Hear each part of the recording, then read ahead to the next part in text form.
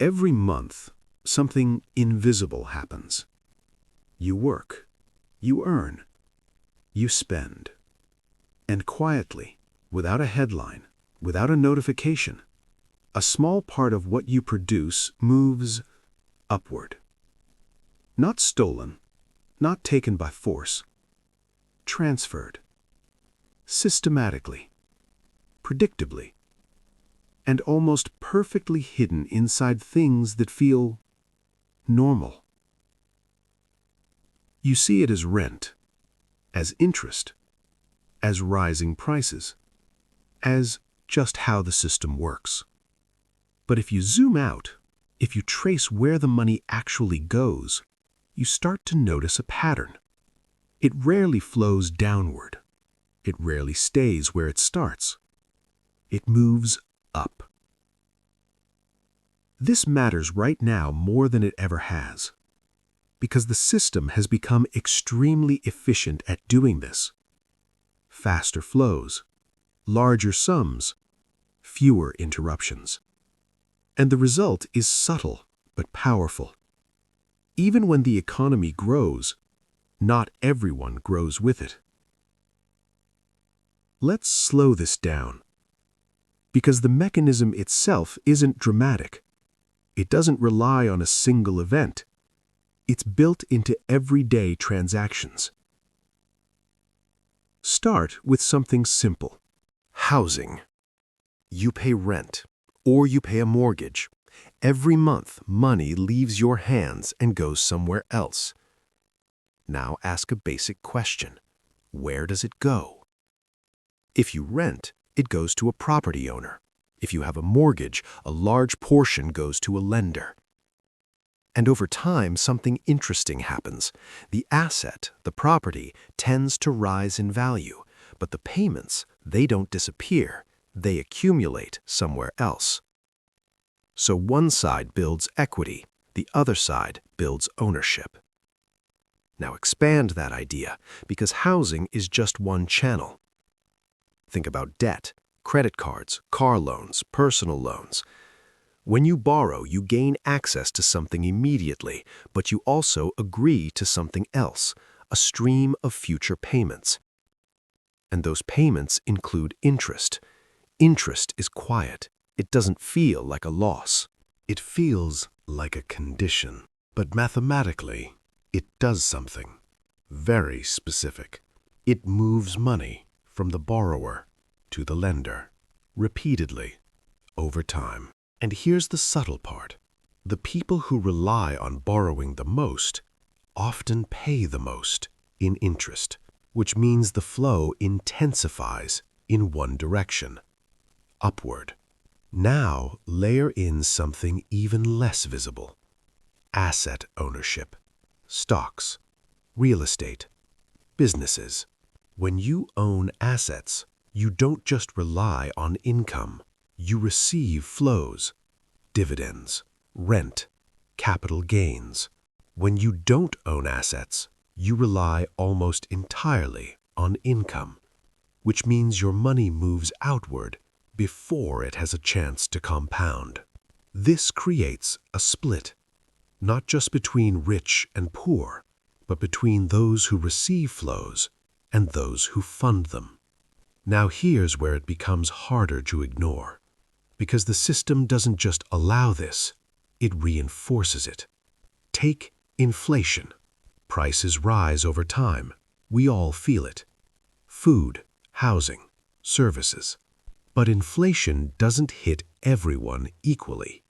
If you own assets, rising prices often increase their value. If you don't, your purchasing power declines. So the same force, price increases, creates two completely different outcomes. One group sees growth, the other sees pressure. Now combine that with wages. In many cases, wages rise, but slowly, and often not at the same pace as asset prices. So even as people earn more, they fall behind relative to what they need to own. which leads to a predictable result: more borrowing, more debt, more interest payments. And the cycle tightens. This is the mechanism. Not one big event, not one decision. A series of small, normal transactions that consistently move value in the same direction. Now, let's make this more concrete. Imagine two people. One owns assets, the other relies on income. At the end of each month, they both have expenses, but their positions are different. The asset owner receives income from investments, rent, dividends, appreciation. The income earner receives a salary. From there, the paths begin to diverge. The income earner pays rent or a mortgage, pays interest on debt, pays for goods and services that include embedded costs. Each of those payments flows somewhere.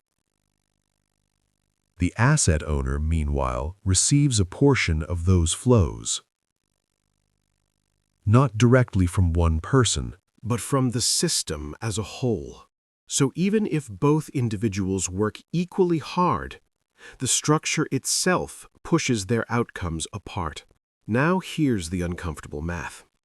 If you consistently receive flows, you can reinvest them, which creates more assets, which generate more flows, and the process compounds. If you consistently fund those flows, your capacity to invest shrinks, and the compounding works against you. This is why small differences at the beginning turn into large differences over time. Not because of effort, but because of position. Now contrast this with the story most people are told. Work hard, save money, invest when you can. Again, none of that is wrong. But it leaves something out. It assumes everyone is starting from the same place in the flow, which they're not. Some people are upstream.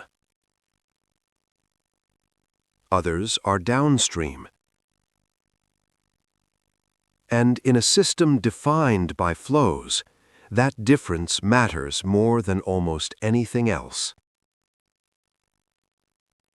Now here's where the illusion becomes convincing, because the system still offers opportunity.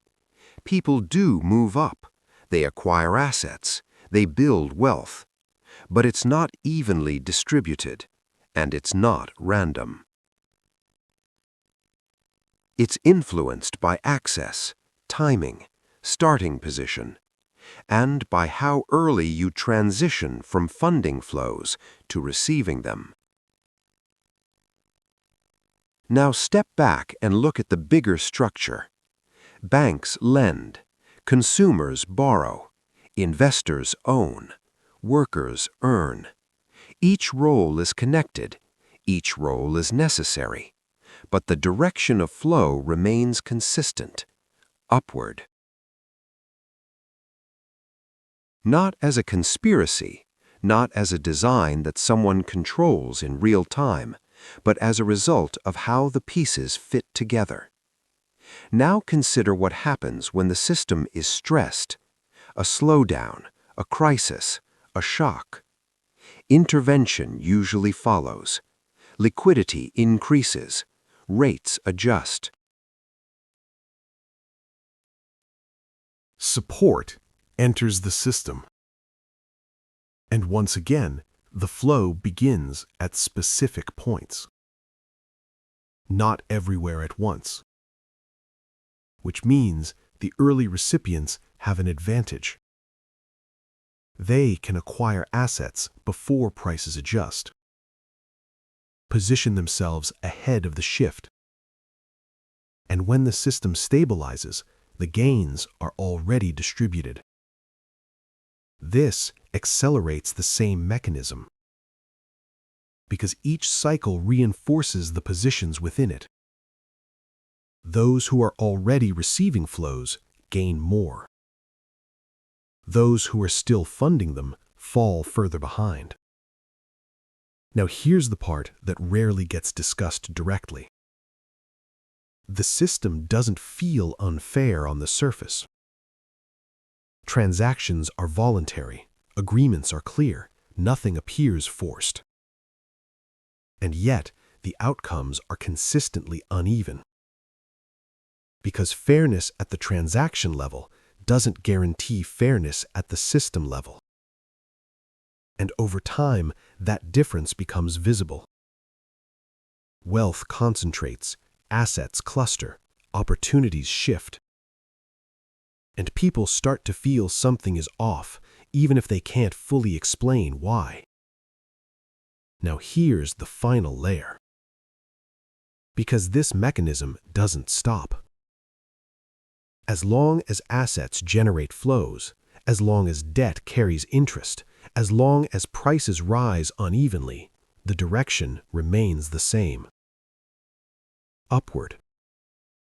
Which leads to a question that sits just beneath the surface of everything. If the system naturally channels value in one direction, at what point does participation alone stop being enough? And more importantly, how early do you have to move before you're no longer the one funding the system, but the one it quietly rewards?